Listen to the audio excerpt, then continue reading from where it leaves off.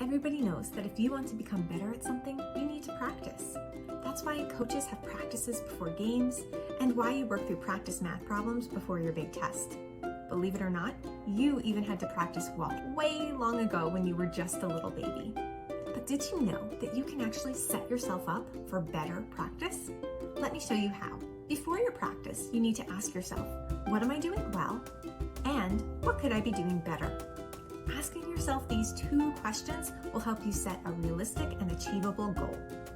Something like, I want to be the perfect writer, won't work. Instead, try a smaller, more focused goal, like I want to use paragraphs to organize my writing. During your practice, keep reminding yourself of your goal.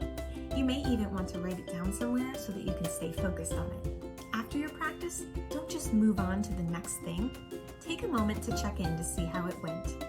Did you achieve your goal, or will you continue to work on it next time? Sometimes you might set a new goal before each practice, and other times you might keep the same goal for a while. No one is going to expect you to be perfect.